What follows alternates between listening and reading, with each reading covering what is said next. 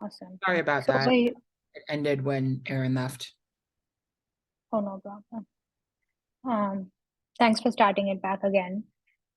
So as you see over here, we have a learning objective, which is mostly like one of the lower level learning objectives where it's like trying to target the lower levels of Bloom's taxonomy, where it's memory and recall, asking students to list 5 tips for academic success. And what we do is basically try to break this learning objective down into component skills so that it's it consists of it's actually not assessing 5 tips but those specific tips that are required for academic success. And so when we think about this, we think about all the different tips that are associated with for academic success. For example, attending the class, participation within the class, participation in office hours, developing time management strategies, developing a study routine. So this is just an example of how this learning objective could be broken down into component skills.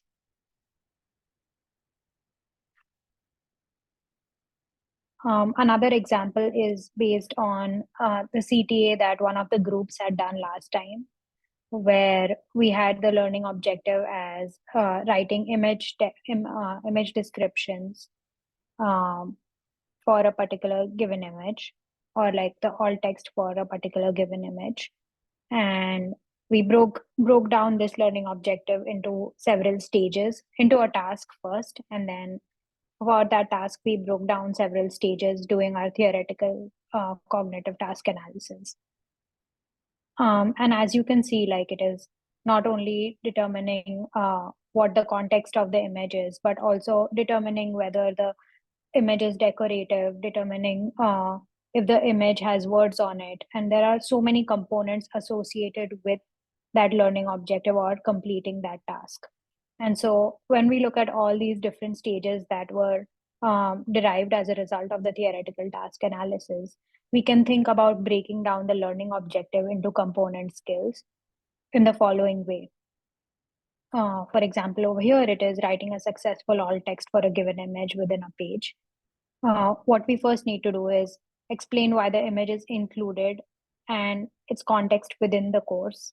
We need to determine if the image is decorative. We need to write an alt text for a non-decorative image if that is the case. We need to add translated words in the alt text if the images have words in it. We need to describe the meaning if the image conveys any meaning associated with the course content. And then we go ahead and write the alt text that we worked on in the image. Tonka Jakelova asks, on the previous slide, I'm confused about the sub-objectives. They seem to me that they were the learning strategies themselves rather than sub-steps of how students will arrive at their list of 5 strategies. No, and then corrects that this was 2 slides ago. So this one. Right. So what I was thinking, those attend, participate, develop, and develop are actually the strategies for academic success or tips for academic success. I'm wondering if students need a different set of steps to arrive at those. Like one of the steps would, or one of the sub-objectives would be research the literature, and from the literature identify what works generally, identify what works in online courses, identify what works in for adult learners or something like that. I'm wondering if you can explain the sub-objectives and how they differ from the actual tips that the students. So like, for example, in the learning objective would be a question of sorts, and the sub-objectives in my mind, as they're written right now, they're the answer to the question, not necessarily the set of steps that students should take to arrive at that final list that you have there. Am I not understanding it right? Yeah, I think that's correct. That's a very good question. I know that Sasha has her hands up. Do you want to answer this one? Yeah, so I apologize. We should probably have phrased the component skills better to clarify that. So for instance, when A says attend class regularly, the skill isn't attending class, it's knowing that attending class is one of the tips. So you make a really good point. If this was if the point of this learning objective was to kind of find their own tips for academic success, right? Then there would be a process of researching that. But like Tanvi said earlier, this is actually just a pure knowledge learning objective. So we just want them to list the tips that we already gave them.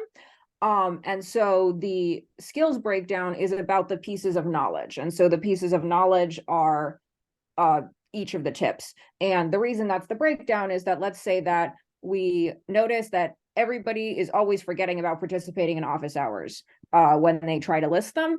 We want a way to say, oh, here's where people are having trouble. And so that's one of the skills. Did that make sense? It does. And it also doesn't at the same time. So let's take the participate in office hours itself. Your issue is that students don't understand that office hours are important. So I'm wondering if one of the sub-objectives, then instead of it being written the way it is, it can be written in a way that it would say, define the reasons why participating in office hours is important for academic success. Would that then be a sub-objective rather than the skill? So that could be a great sub-objective again for a different kind of objective. Because right, again, like Tanvi said, this is a very low level learning objective, right? It's just listing. We just wanted them to memorize them and then to tell them to us. It would be a really good idea if we had this in a course to have more learning objectives about explaining why they're important. But we might think that maybe this learning objective is a prerequisite to listing why they're important. And so when I say that people are forgetting office hours, I don't mean that they're not coming to office hours. I mean that if they're asked to list the tips of academic success, they list the other four and not that one. Okay, thank you. Yeah, so thanks, Sasha, and thanks, Tonka. That's a great question.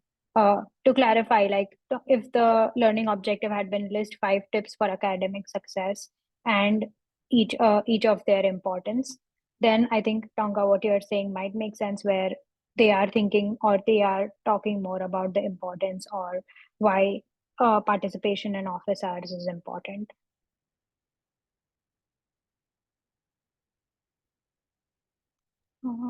Thank you.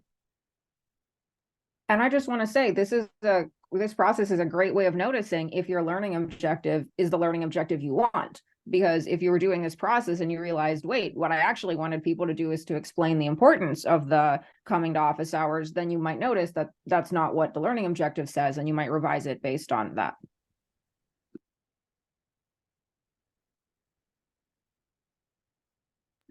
Thank you for your question. Awesome. So as Erin mentioned, one of the ways in which we are able to refine assessments is adding hints into the questions based on how we see the difficulty of the question. If you think that the question is really difficult, or based on how we think that there might be additional guidelines that might be helpful for the students, we might add hints into the questions. Usually in our formative questions within Taurus, we recommend adding hints, especially in the learn by doing activities. The hints help scaffold students towards the answering the questions. If students do not know how to answer the questions, we basically think about what would we need to tell them in order for them to get to the answer. We do not directly give the answer to the students, but try to lead them to it. And we try to be specific within our hints and limit pronoun use. We also, the first step would be trying to reinforce like the relevant vocabulary in the question stem, if that is not very clear within the hints.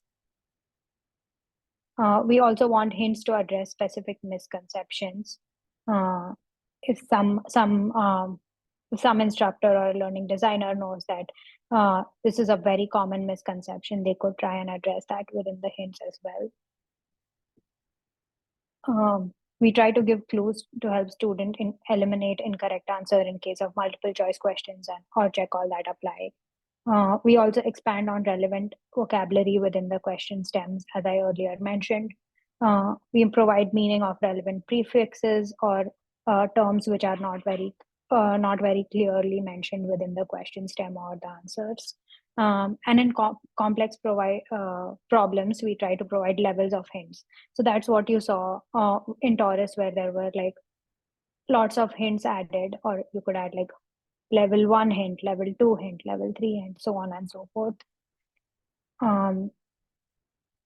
So these are the levels of hints that we usually use in Taurus. The first type of hint is where we have them identify a overall strategy that they can use in order to answer a particular problem.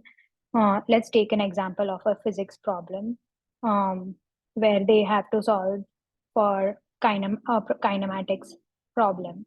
And so we have them identify a strategy. That means that we tell them that, hey, in this question, you need to calculate this speed of a particular vehicle using the kinematic equations.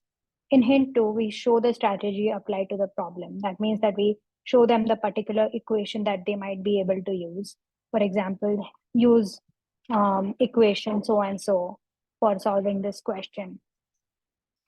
Hint 3 might be a more detailed application of the strategy, that what might be the variables that you might use for applying that equation. And then hint 4 is again giving out the answer to the problem, that is the bottom out hint.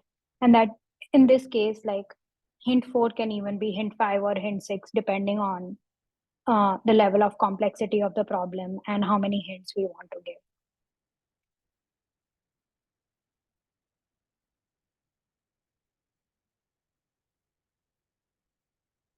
Another way of refining our assessments is scaffolding them, or adding a sequence of questions in order to complete a more complex question. So for example, you saw that example of 5 tips to academic success.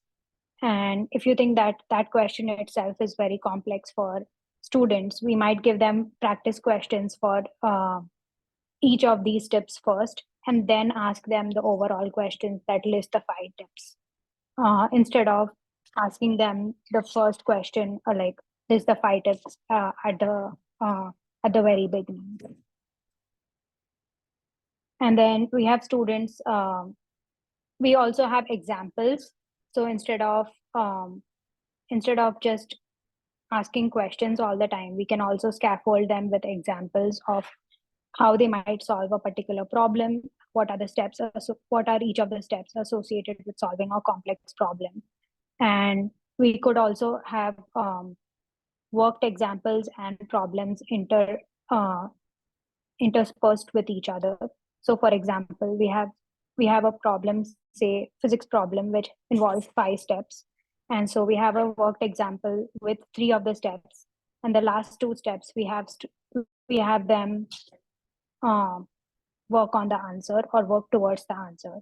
So that way we are scaffolding them or helping them, guiding them with the first few steps, and then giving them some time to work through the next steps. And then finally, towards the end, we give them the whole problem.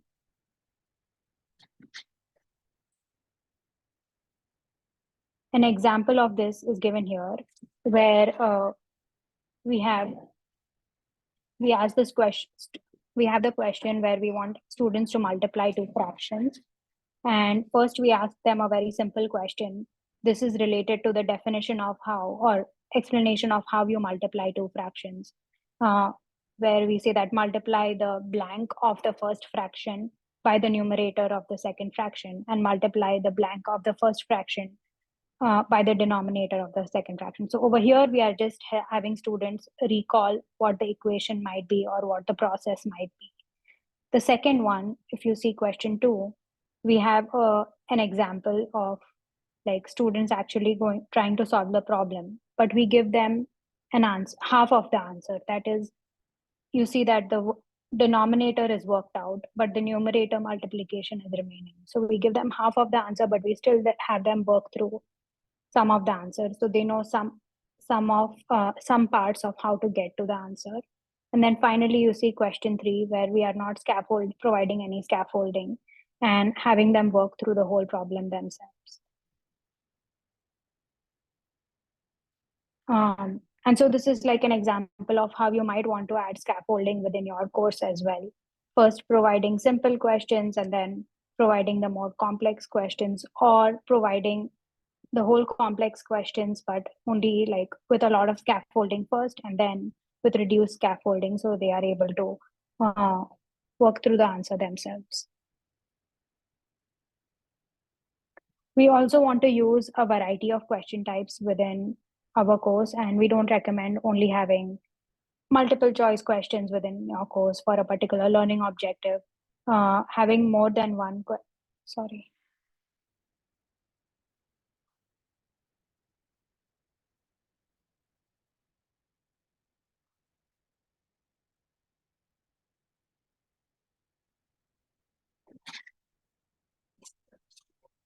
Yeah, we recommend having more than one kind of question type for each LO, and not only having true or false or multiple choice question types within your course. We also recommend that every formative activity should be supported by instructional content within a page, and every summative activity should also have been covered previously within the course. There should be some supporting content or practice that should have been done towards that summative activity in the course. So if students are encountering, say, a complex question in their summative assessment, there should have been some practice that they have already done in their formative activities for that particular question. And then difficulty questions that are too easy may not effectively measure the knowledge or skills, and questions that are excessively difficult can be discouraging for the students. So it's always helpful to have scaffolded questions and a variety of question types within your course to reflect a learner's true capabilities. One more way to refine assessments is to add learner sourcing questions that Caitlin will be talking about towards the end of the session.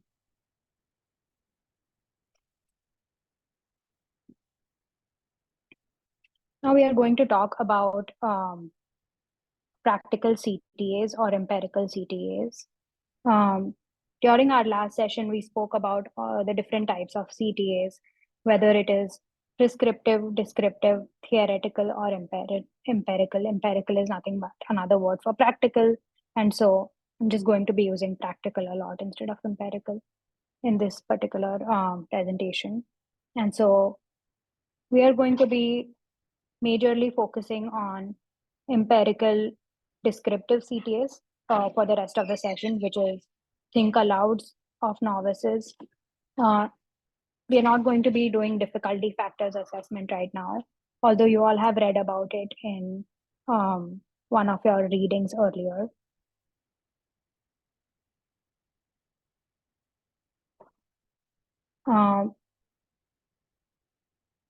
Basically, think alouds are nothing but asking users to think aloud while doing a task, and you observe them, you can record them while they are doing the task, either in their own context, whether they are like in a school or in a lab. And then we have possibly like a pen and paper along with us to observe what they are thinking.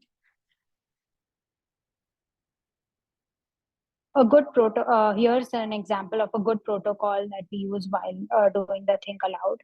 First is we obviously have the task. And then we also have our students that we are recruiting. We describe general guidelines to the students, why we are conducting the CTA, and what is the purpose of the CTA, why we are doing this. We also, inform the students that it's okay to quit at any time if they are not comfortable during the CTA. We explain them on how to do the think aloud, talk through their thinking, give them a demonstration of what a think aloud must be. And then We also explain that we won't be providing help if they get stuck, just because we want to uncover what some common misconceptions might be, or how the question might be confusing or difficult. We describe the task. Then, while the student is thinking aloud while doing the task, if they are pausing for some time, we also, try to encourage them and say, please keep talking.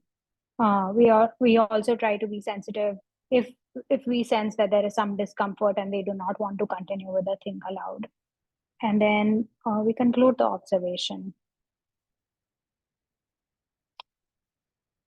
So now we are going to do an example think aloud in front of you with Caitlin and I. Over here, you see that there is a task where we have learners apply theories of accessibility to online instruction. And in this particular task, what I have is a table for within an online textbook. And I'm going to ask Caitlin to improve this table for accessibility for visually impaired students. So, hi, Caitlin. Hi. So, thank you for agreeing to do the Think Aloud with me.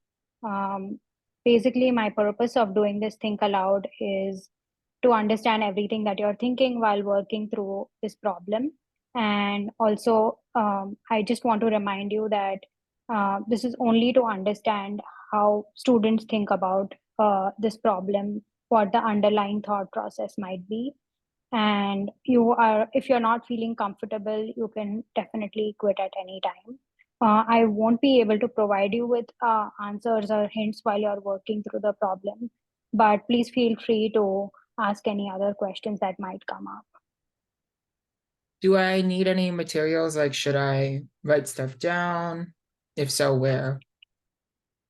Sure, you can write it from your own end in a pen and paper, but while you're doing that, please just talk about what you're thinking and what you're writing down.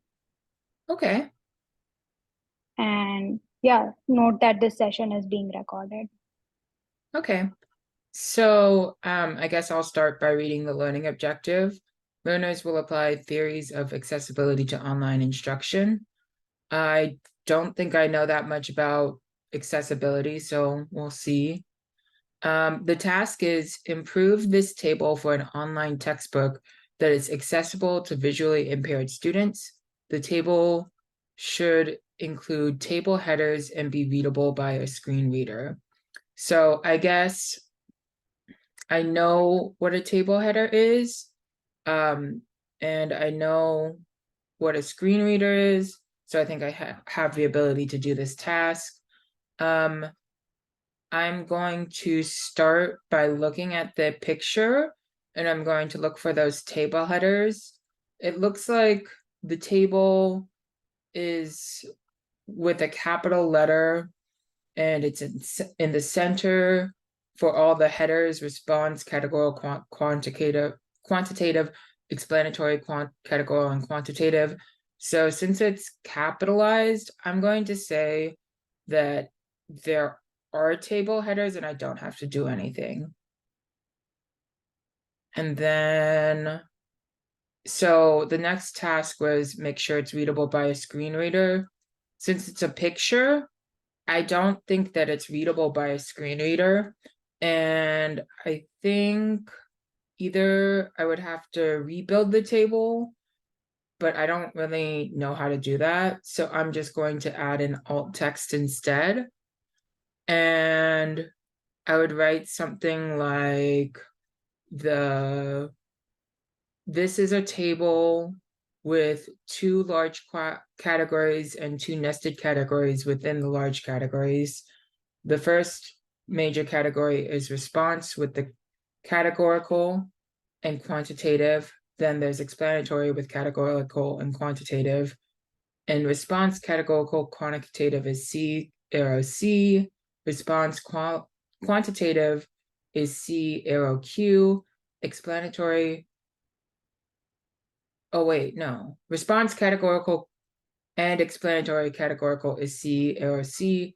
Response quantitative and explanatory categorical is C arrow Q. Response categorical and explanatory quantitative is Q arrow C. And response quantitative and explanatory quantitative is Q arrow Q. And that's what I would write for my alt text. And I think I'm done with the task. Thank you. This is super helpful. What did you all think? You go out of presenter mode so we can take notes on the slide. Let me know that.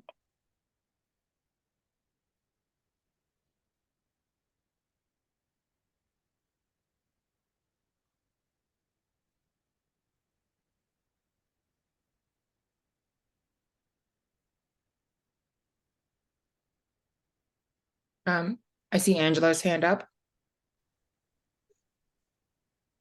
Hi there. Oh, I have my blocker on there. Hi. I thought this was interesting. I actually did something like this for a publishing company just the other day when I was the Think Alouder. And it was an interesting experience as a learner to kind of think about the process of doing this. Sorry, I'm trying to figure out how to put my hand down. I'll figure it out in a minute. So I kind of have a question on when and how you can do this. So for instance, I did this in a study where they paid me $100 to do this. So I made the time to do it. I don't have the opportunity to do this with my students. And if I were to try to make that opportunity, I'm not sure I could do it. However, I could maybe do something like ask them to record themselves and then just send it to me. But the logistics of going through that and how much time it would take to do that, even with small grad classes with only 12 people in them, I'm just wondering about the practicalities of actually doing this because I see the value in it.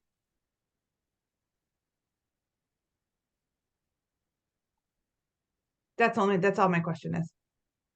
In the chat, some other people have questions. Colleen Kaminsky asks, would this be recorded for an instructor to grade?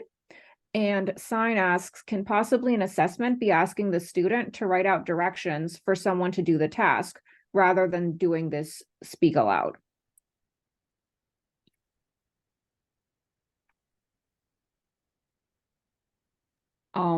I would like to note that as a general rule, it is not a good idea to grade think alouds because this prevents people from being honest as opposed to trying to give the answer that they think will produce a good grade. Also, to add to Sasha's point, we usually use think alouds to design or redesign the course or to improve the course, and not for grading students or using it as an assessment. And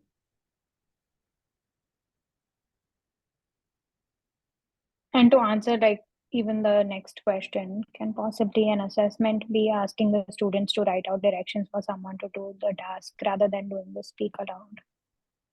So again, this think aloud is not for the purpose of assessing the learners. It's in order so that it's for us to be able to improve the course.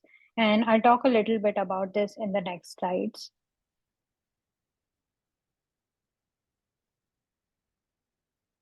Caitlin, is it okay if I move forward? You did not answer the first question. When and how can you do this if you don't have the opportunity? So we usually don't have access to students as well, and we do it with each other, and we try to like do it with either like novices who have who are not experts within this content. One other thing. Oh, there's another question in the chat. So for clarification, as an instructional designers, would we do this with instructors? That's a good question. That's a great question. So if you do that with yes, you can do it with instructors, but as you can see over here, then it would be prescriptive CTA or CTA, which is interviews with instructors, or because instructors are experts, we think about that as a prescriptive CTAs. So that means that how experts thinks this task must be done, and so that is also valuable when we are designing the course. But in this particular example, we are only thinking about think alouds with novices. Another thing to add, you may have missed this in the CTA that I did, but I made a few mistakes.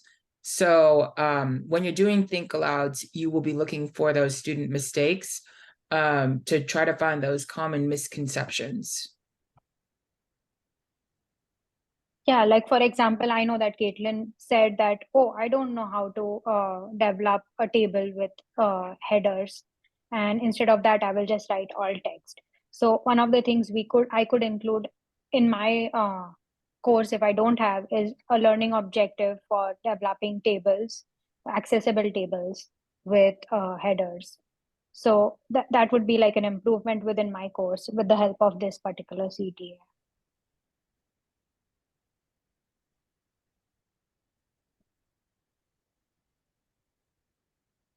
Okay, you can move on now. Thank you, Caitlin. I'm just going to quickly walk through this example of a statistics tutor. Let's, for example, consider a task where we have exploratory data a task related to exploratory data analysis, where students are given a problem description. Again, novices are given problem description and data set, and they're asked to inspect the data to generate summaries and conclusions and evaluate the level of support for conclusions. This task itself is related to the larger learning objective of exploratory data and performing exploratory data analysis within statistics.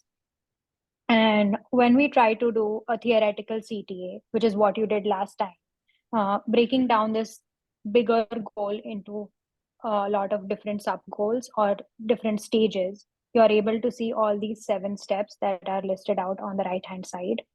I'm not going to go into details, which you all can refer to these 7 steps later. But then this is the example problem that was given to students during the Think Aloud, where we are giving them a problem related to men's golf, professional golf competition, and giving them 2 data sets and asking them to rank or think about how players are winning the prize money based on age or based on any other categories. And we're asking them to like do a exploratory data analysis on this problem given the data set. Thank you, Alison. Hope you feel great.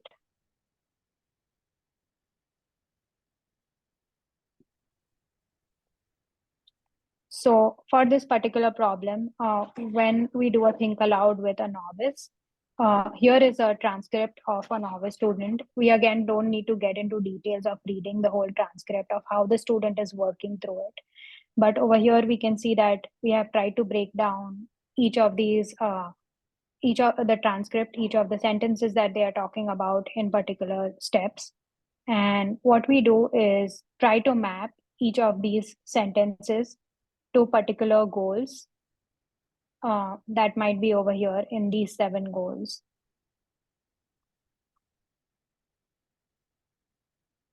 So for example, over here, what the student is doing might be related to goal 1. What the student is doing might be related to goal 2, so on and so forth. And what we found is that we found no evidence for sub goal 3. That means we did not find students even thinking about this particular steps. We found them skipping through the step. We found that there was also no evidence for goal 7. So students are not thinking through or doing any of these steps and directly jumping from step 2 to step 4 and step 6 to the correct answer. So they are like missing out some key steps in between. And what we found out is either we need to have more instruction for each of these steps or each of these goals, or we need to have more worked examples to help students work through this process so that they are able to do step 3 and step 7.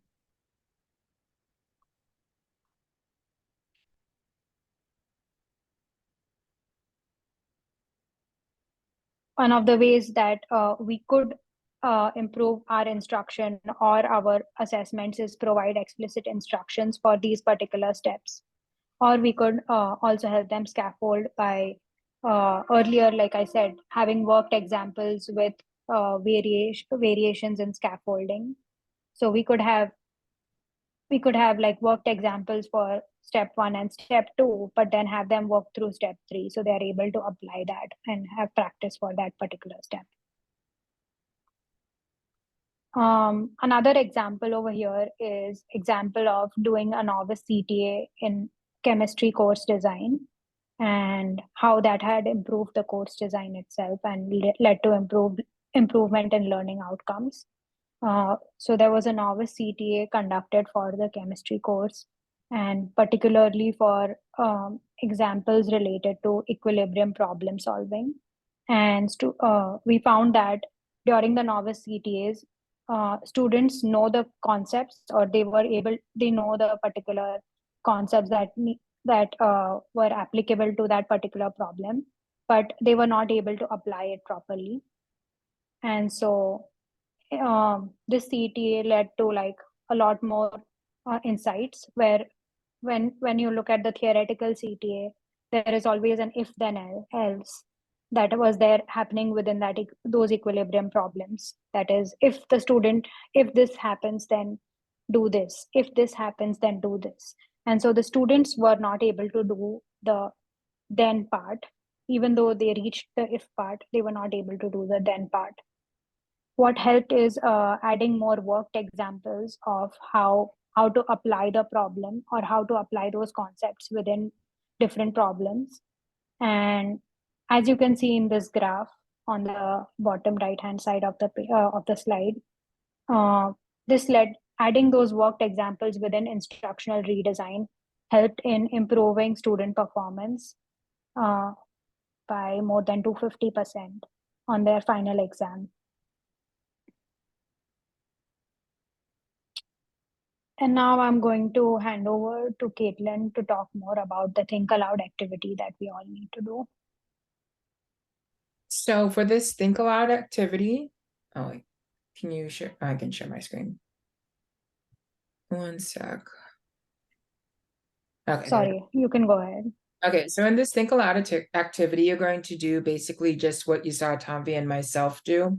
You're going to be put in a breakout room with a partner, and you're going to have 7 minutes to run a Think Aloud on one of the assessments that you wrote last week. So there will be 2 roles, the participant and the researcher. If you're the researcher, you will give the participant the task. And as the participant does the task, you'll watch both what they're doing on screen, if it's a task that they have to do on screen, or listen to what they're thinking, if it's a task that they're just thinking out loud. And remind them to think out loud as they do the task. Take notes as necessary. Note that it's helpful to record this session, such as on your own device. We do record these sessions, but it's following wherever I am in the room. So if I'm not in your room, it will not be recorded for you. For participants, you will perform a task given to you by the researcher. And as you perform the task, think out loud and share your work on screen if possible. And note that these are novice CTAs, but they're not necessarily with your intended audience. I know some of you have an intended audience of instructors, so that might work out for you. But if your intended audience is like college students, that won't work out. So just note that as you do your Think Aloud activities. So I've already created the breakout rooms. Tanvi, you'll be in room 2. Any other questions before we get started?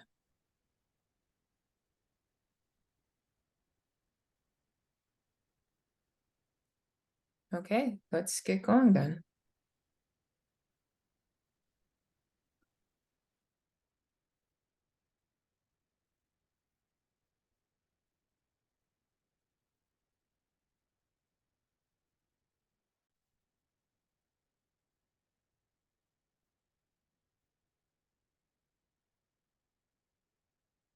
Hi, Caitlin.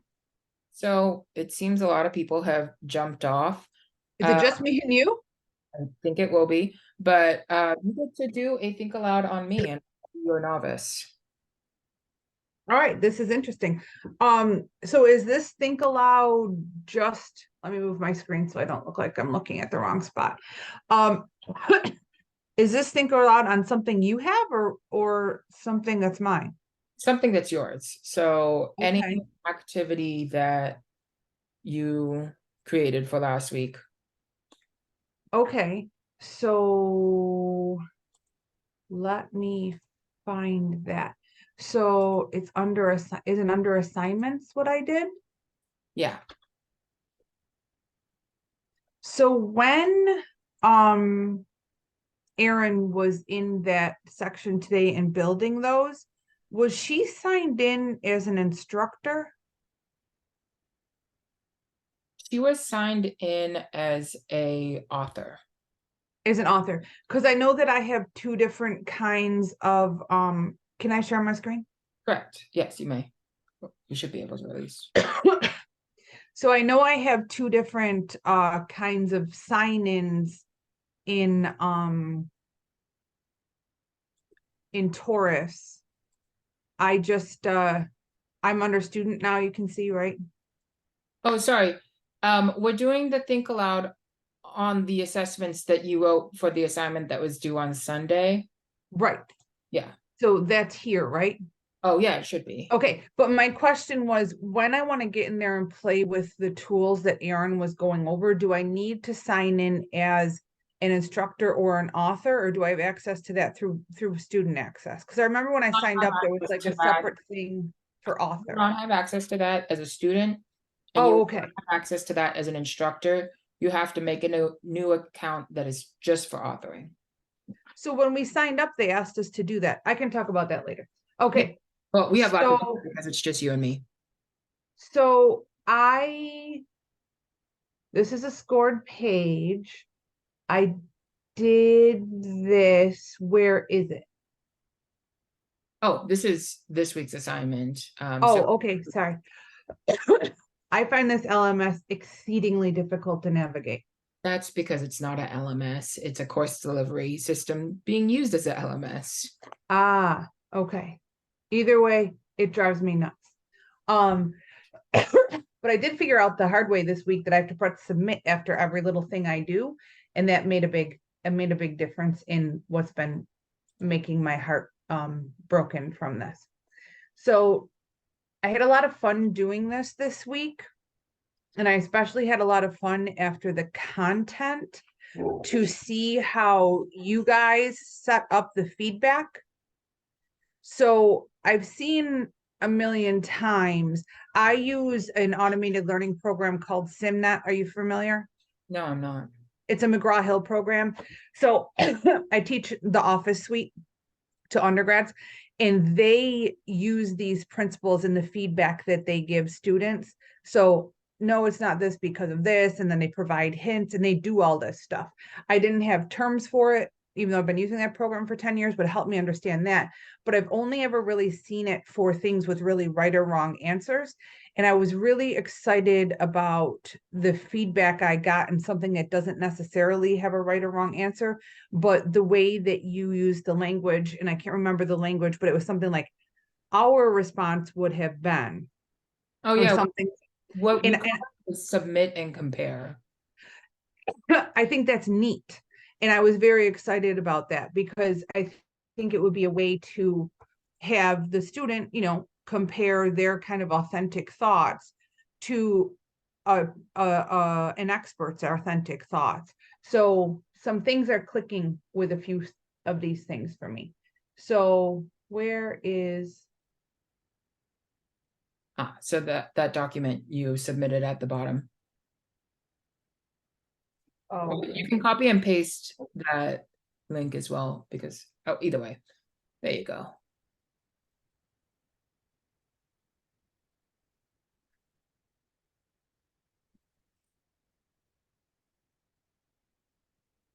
sorry, it's moving slowly. Okay. All right. So So choose one of these assessments for you to do a think aloud on me. Let's just, well, the answers are here, but we can pretend, right? Yeah, we can pretend. It's all Okay. pretend anyway. So, do you want to do a think aloud on number 1, even though you didn't complete my module? Sure. All right, go nuts. So I'm looking at the question, and the question is, what are the 3 main principles of the universal design for learning? And I don't really know much about the different principles, so I'm probably just going to be guessing. Engagement, inclusion, representation, and action and expression. So looking at these, I know that universal design for learning is like making it so everyone can learn equally. So I'm guessing probably inclusion would be one of them. Representation sounds like one, so I need one more. I think maybe action and expression would be the last one I choose. And then I submit with BCD. And Mhm. that seems to be wrong. Right. And I generally hate multiple answer anything, just the same reason that Aaron explained, but I did not think about trying to figure out what combinations people would use and to provide feedback within this. I was thinking about it as like a 1-by-1. So if they said, and they click engagement, it says correct. They click inclusion, which is the general goal, but it's not one of the principles. Then I would say incorrect. While we encourage this, it's not the one. Please go back to the resource and check it out again. And then the same for the other 2 that are right. So with this process, I can see what you would do in going through it. But I don't know what I can do with this information to make this better. So honestly, it's hard with multiple choice questions. It's better for like things where there's a task to be done. So in the future, if I don't know if you had a question like this, I don't remember, but if there's a question that's like analyze something and how can you make it better with UDL, that might be a good question for that. Right. So, I mean, do we have time for you to look at what I'm doing in my class? I mean, I gave 'Cause I- feedback on yours, so I think so. Because I didn't see it. I didn't get the notification that the feedback came through, and I just looked again. So Wait, go back to the website. the website for what? The Taurus website that you had up that you downloaded. Oh, okay. Yeah, so I just gave it this morning is why. And you can see Oh, okay. on this document. I wrote them in a Google Doc because I commented on every single question. So you just copy and paste that. Oh, okay. And is this the last, I think you specifically gave me feedback Yeah. the last time. Do we usually get a notification from that? Because I didn't get one, or at least when I looked this morning, I didn't get one. I don't think so.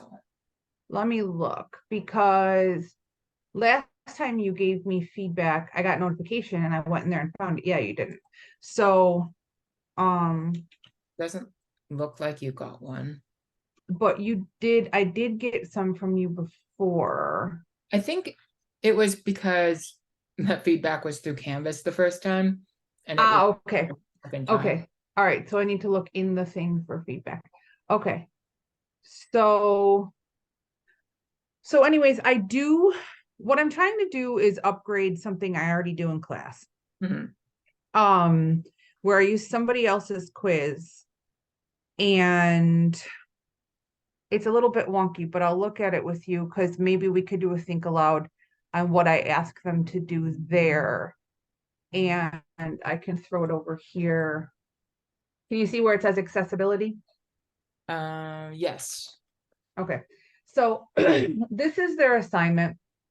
The way it's set up in Brightspace is less than elegant, because I really want them to take this pre-test first. And when it's in here, they don't, they somehow just skip. Mhm. So they take a pre-test and they have to, take the pre-test, whatever, and then they have to snip or do a screenshot of the image and send it to me. Just, okay, fine. Then they have a module on UDL where they learn the content, and the CAST website is part of that, but they go over some things, and I have a couple videos that show them what alt text is for, and I don't know what alt text is for and how to label alt text.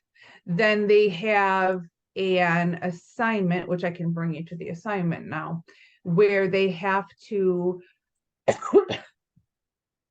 do a reflection on what they learned. So take it again and document your score. Write up a comparison of your pre and post scores and write a short reflection, and then include alt text images on the screenshot of the quiz. For this,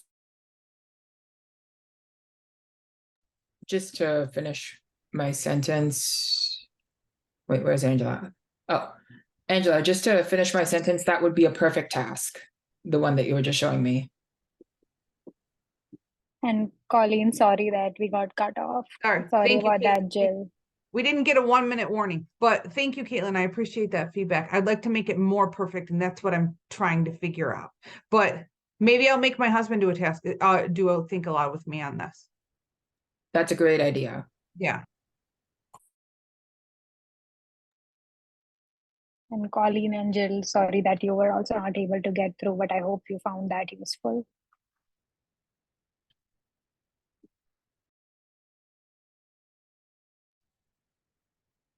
Yes, I totally got that. And Colleen, thank you so much for being willing to be the person who jumped out on that one, because it really made sense as I listened to her go through that process.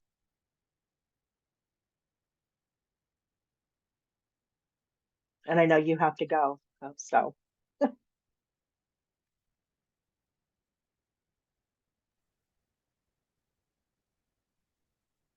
So we have already posted the recordings for all the previous weeks, but we'll also be posting the recording for this week for anyone who needs to go early.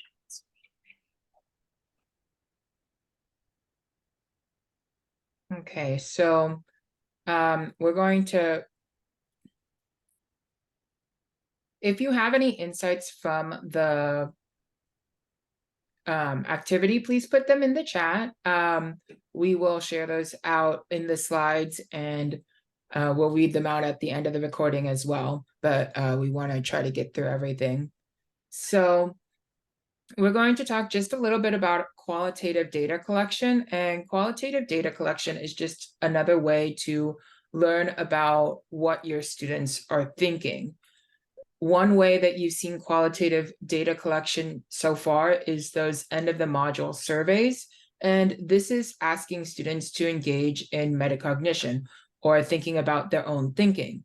This collects information not only for the instructors to use, but it also collects information on what instruction needs to be iterated. So if you are the one teaching the course, you can use these as a way to go into class and say, oh, they need a lot of support on creating quality questions. I'm going to talk a little bit more about that this week. But if you're not the instructor, you can look at this and say, oh, they need a lot of support on creating quality questions. That means I should go in and try to improve the instruction for that module, or I should go look at the data for that module and see where students are lacking. Because even if you have quantitative data that says that all the students are getting it right and they're understanding it, that doesn't necessarily mean that they are. And that's some of the gaps that this qualitative data can fill. That was just a bigger picture. So another thing you can do is you can use learner sourcing, and you've read a little bit about learner sourcing already. Learner sourcing helps provide you with feedback on student learning, as well as generate content for future iterations of your course. Writing questions is a craft.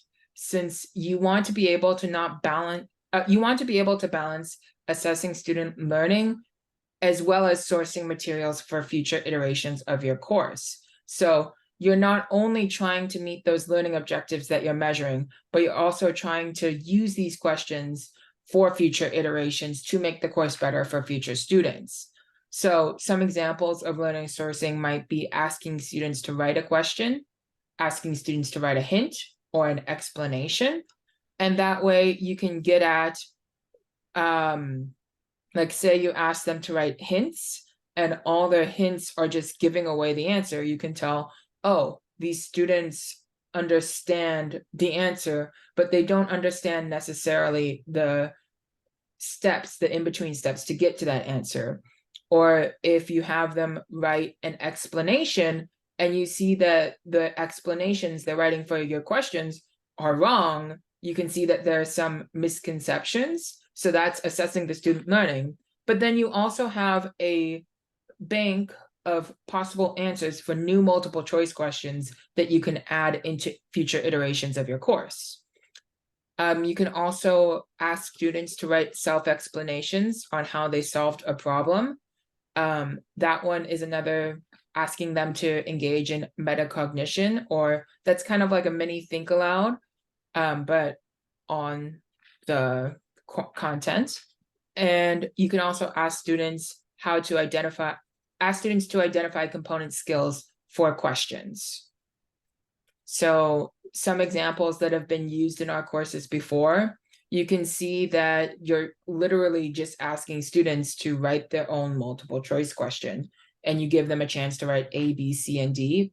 And from this question, you can see, well, if all the students are writing skill-based questions, like definition type questions, then maybe they don't have the depth of knowledge that you're expecting them to have.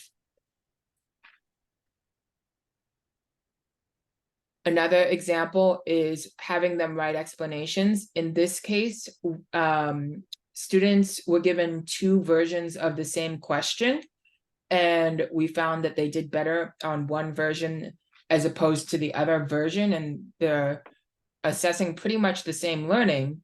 So you want to try to get at why are the students understanding this better in one situation than the other. And you are addressing that learning objective, but you're also sourcing sourcing future questions or explanations for future questions. And the last one is skill writing. So like we were mentioning before, this is a good way for you to assess if the students are making the connections between the skills that you have written out, or if they're not. And also maybe there are missing skills that you have in your learning model that you might need to add. So any questions about learner sourcing? So Angela has a question about, do these things help their learning as well as give us data? I mean, I get that it does. This just seems like a lot to ask from students. And I get it. I'm with you. I ask them a lot that has directly to do with learning objectives for the course and skills for the program. This seems like something more to ask of them, which means I would have to ask less of them in other areas to keep the cognitive load of my course appropriate. So what do you think about that? So I know that when we try to add these learner sourcing questions in between the course, they are very, very less. They are not like something that is going to overwhelm the students. A, B, that they are not graded in any way on these questions, or their responses on these questions is not graded. We are mentioning that their participation is optional in these questions, and we are mentioning that the purpose of these questions is to further help student learning, future students as well. So all those things are added within instruction when we are incorporating these learner sourcing questions within the context of the course. one way an instructor has incorporated these questions within the courses, she has found out specific areas in engineering statics where students are not doing well. And she's incorporated only in questions where students are struggling the most. So, say only 3 questions within the course. She has added like self-explanation questions, asking students to reflect on why they think they answered it that way. And so this not only helps like the students to reflect a little bit, but also for us to understand what are some misconceptions or what are the students thinking, why they answered in a particular way, in order for us to improve the course at a later stage. So it's not something that we incorporate. It's not recommended to incorporate at every stage within the course. And it's just one of the ways in which you are collecting qualitative data in order to improve the course. And I think there was another comment about in the discussion post about ethics of this as well. Whether these are being used for like profit in the future, so on and so forth. In the context of OLI, we are using these as OER resources, which are helpful for like future students as well, such that we are providing these resources at either low cost or no cost, even for the future students. So that is what I would like to say in this context. Thank you. That makes a lot of sense, and I see the value in this. I absolutely do. I just know from being someone who's worked in higher ed for 20 years that the students would have to be in the right mood and have the time to give you any data that would be useful here. And I think that is something I'm also kind of suspicious of, the data I would get from them if they weren't in the right mood and they didn't have the time. Yeah, but thank you. It's very interesting. Yeah, I can also link out more papers in the discussion post and send it like in the discussion post. But And it's like also just an option. It's not something you have to do, but it's something that might take your learning engineering journey to the next level. And also note that whenever we have done this learner sourcing questions, adding learner sourcing questions in the course in the past, we have seen only like 20 to 30% participation for those questions. And that is fine as well. For us, that is good enough data as well, because it is optional and we are not forcing students to participate on those questions. So I think, should we close it out now? So your assignment for this week is to iterate on your assessments. We showed you some of the ways you might do that earlier in this presentation, as well as maybe adding on a think aloud for one of the tasks that you do in the assessments. And the directions for that are on Taurus. You'll also be iterating on your learning model. Yes. So basically breaking down your learning objective into component skills, adding more questions and scaffolding from everything that you've learned right now, also from everything that you've been learning within readings, in order to like add assessments within the course.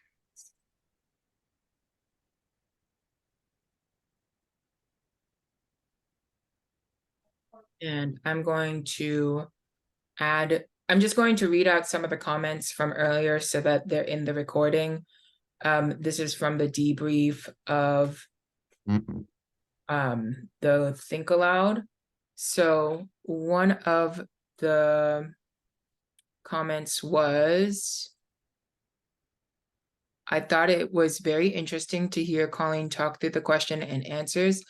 I also liked providing the feedback because it really forced me to stop. I automatically jumped to the answers, then realized there were words in the question that I could not define. There was another one. I found one tip for myself and one question. Give detailed instructions, including what type of device you can use and very specific what to do when doing this. Is it appropriate to ask to share screen / record screen while thinking aloud? the answer is yes, it's very appropriate to do that. Another one was, I think the chat is bugging out for me. I have stopped being able to see new chat messages. Oh, do these things help the day? Okay, so another reflection was, I also learned that having someone else do something, I can see which steps I do automatically without realizing it, and thus don't give direction on those steps. The term we like to use that for that is expert blind spot. And those were all the reflections in the chat. So I am going to stop the recording. Can I add one? One moment. We ran into the issue that I actually was not able to complete the task, and Sign was not sure if he should at that point give me hints or how long we need to keep going before we try something else. Well, in that case, you would add hints into the question, but not necessarily the think aloud.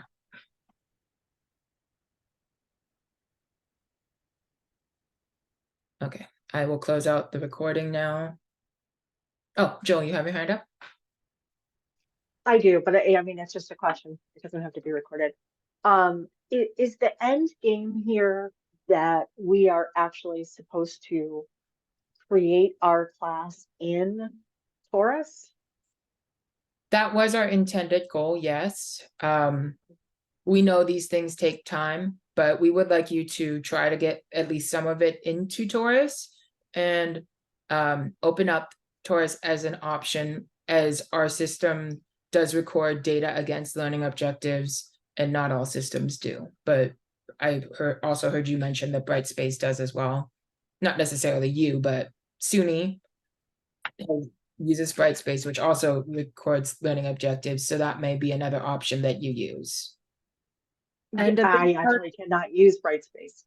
So well then yes, for you it's a yes. And a big part of your project work, not this week, but next week, will be putting your content into Taurus. So if you want to get started on that, because it's a lot of work, you can do that, but it will also be a large part of your project work next week.